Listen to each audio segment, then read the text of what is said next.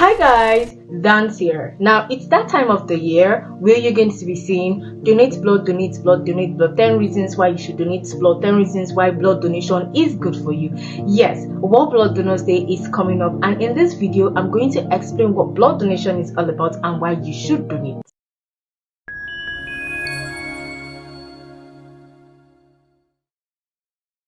During blood donation, we are fond of hearing, "Don't finish my blood, oh, don't finish my blood." Oh, Sato, don't you know that in the human body we have about 10 pints of blood? And when you're donating, you're only donating 1 pint. Oh, Sato, we are not going to finish your blood. It's just 1 pint. What is blood donation all about? Blood donation is simply a voluntary procedure where you agree that your blood should be used for transfusion purposes. Do you know that for every time you refuse to give blood, there is somebody in the hospital that needs blood?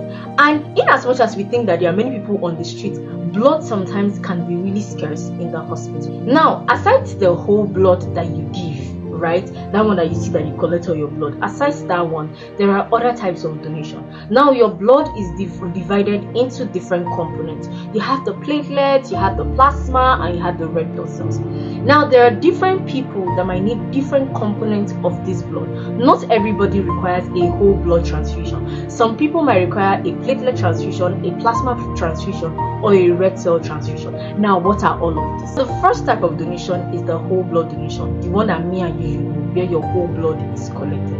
Now there is a procedure called apheresis. Apheresis is a process where specific components of your blood are removed from that whole blood.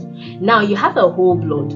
As required by the patient, that blood is separated into specific components, which is example is your platelets, your plasma, and your red blood cells. Second type of donation is your platelet donation, also known as platelet pheresis.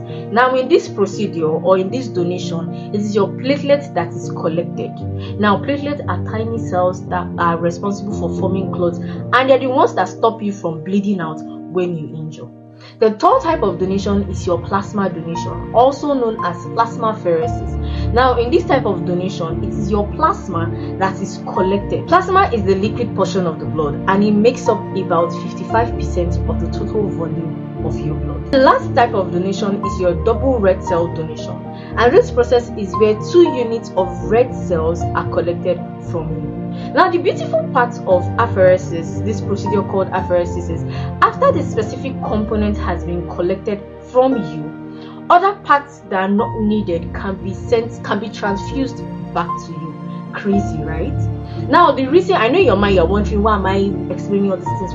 I just want you to understand that when you come to donate, it is not just your whole blood that is serving a purpose. There are other components of your blood that people require to survive. Examples of people that require this specific component of blood are cancer patients, burn victims, sickle cell anemia patients. Now, Sato, I know that you say, I don't have time. I'm a very busy man, I'm a very busy woman. Oh, Sato, the whole donation process from the registration to the actual donation doesn't take more than an hour.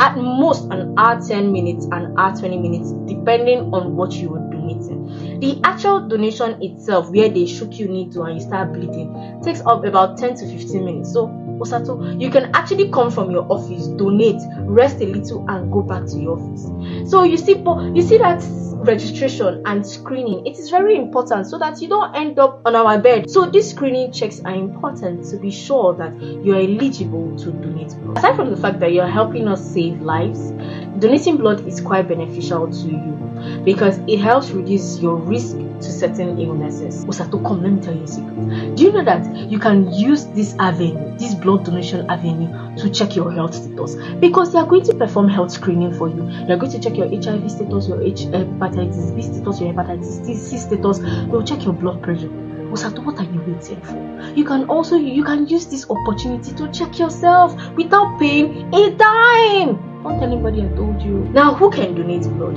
Anybody can donate blood as long as you pass certain eligibility criteria.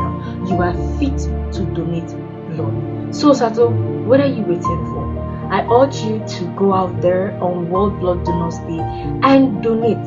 Remember, it takes about an hour to save a life and your life.